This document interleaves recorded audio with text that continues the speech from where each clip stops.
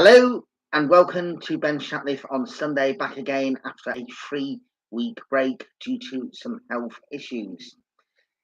Just to make people aware that when I say that I'm unwell, it's not just for the purpose of trying to cause a drama or to get anybody feeling sorry for me in this situation. It was a severe bite on my foot that kept me out of action for 2 weeks, and also just as I was getting over that and ready to return to normality, I was unfortunately in a situation of having a urine infection.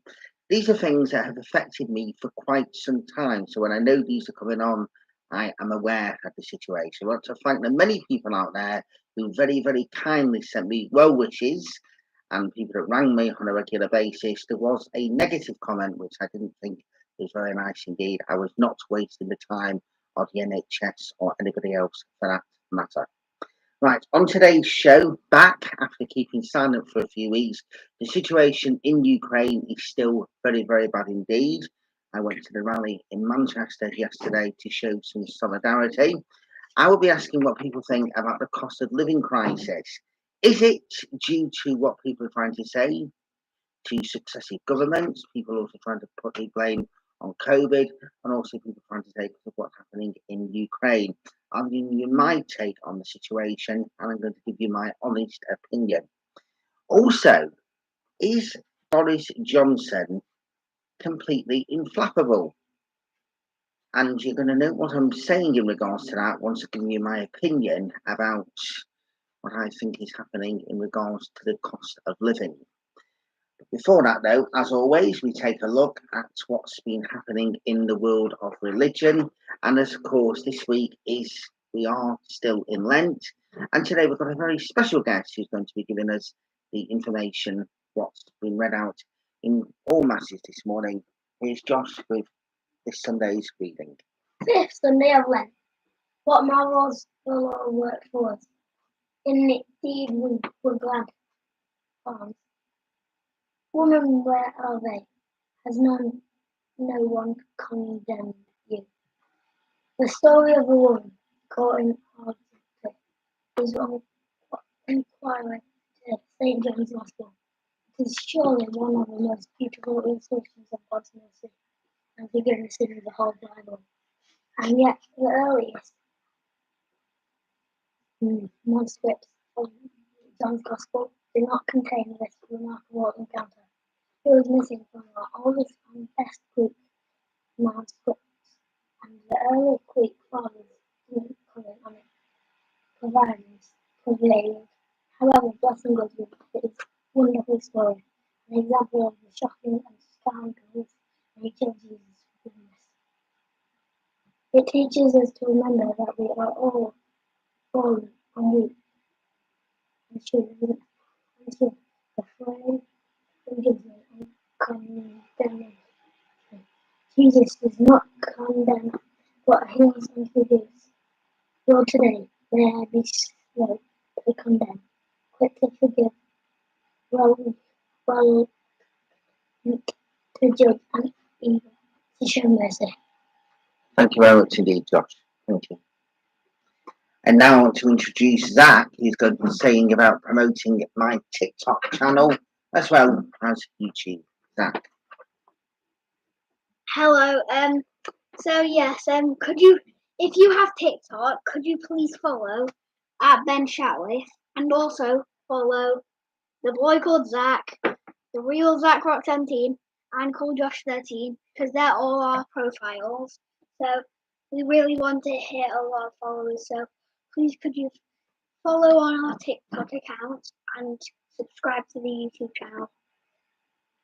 And when people do this, just to go into a bit more detail, because I'm new to some of this, so the more likes you get and the more subscriptions, it certainly helps with these things. Is that right? There are people watching. Okay, that's perfect. Right, thank you for keeping an update on the viewers there, Josh. Thank you. Right, okay. Now, just to go back now to the big talking point. Thank you very much indeed for Josh and Zach. This week, there has been the big cost of living, which has been on the news, which has been the big thing, not just this week, but it's also been going on for for quite some time now with various different discussions and different people blaming one another for the situation. What about the situation that was mentioned almost 6 years ago when it was first decided that there was going to be a referendum as to whether or not Britain should remain or leave the European Union? Yes, I'm reopening that chestnut again. Everybody was told at the time about what could happen. People were told what would happen if we remained, if we left, and all this kind of stuff. Thank goodness I'd already left the world of politics by then, so I was not involved in any of these campaigns, both of which were run very badly and both were done in a very, very embarrassing, very, very poor way. So much so that people did not know what they should or should not be voting for. What I do want to say, though, on this specific issue is that it was said quite often about the fact that the cost of living could increase, about what people could or could not get if we were to leave the European Union. What was actually said at that specific stage as well was it was all Project Fear, Project Doom, Project Gloom, on all this kind of stuff. Now, almost 6 years on, and we're in a very, very, very bad cost of living crisis where people are struggling to make ends meet, and even people on large amounts of money, more than what the ordinary people like the likes of ourselves who are watching or taking part in this program could get on, are even struggling, then, we have to ask the question, were the people that were saying about Brexit, were they actually correct? I personally think that is one of the main reasons as to why we are in this very horrible situation. I know people are mentioning about COVID, and I know that people are mentioning about extra resources which are being used, and rightly so, for Ukraine. But I think a huge chunk of this issue comes back to Brexit without any shadow of a doubt whatsoever.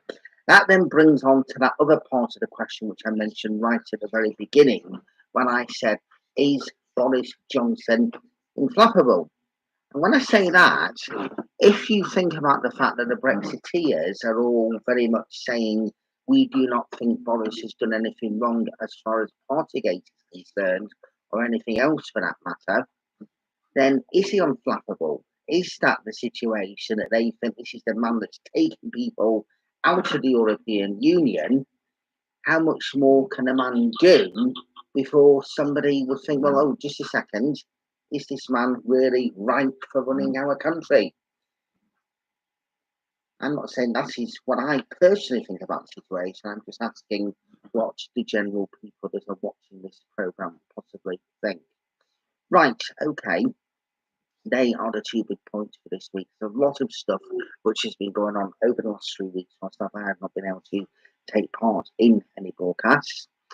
I hope you've enjoyed watching the programme, and once again, thank you to all the people out there that were showing support to me when I was not feeling well. Thankfully, I am back in fruition. All antibiotics are finished now. Back at work, and very much indeed pleased to be back amongst all my good friends at work as well, and wonderful to be doing stuff with my two wonderful nephews, Josh and Zach as well. That is it for this week. I will be back next Sunday, but of course, with all the events that keep going on and everything else, then we may have other programmes to go on, other live events. Let's not forget, though, all those people there in Ukraine who all need their help, not just of us here in the UK, but people all around the world. Thank you, Josh, for your interventions and thoughts. I know, we are still live, but anyway, you can say goodbye to everyone. Hi, everybody. Okay. Thanks so much, everyone. Take care. Stay safe. Have a good week. Look at your chat. Goodbye. What does your chat say? Uncle Ben, I hope you know that they're too live.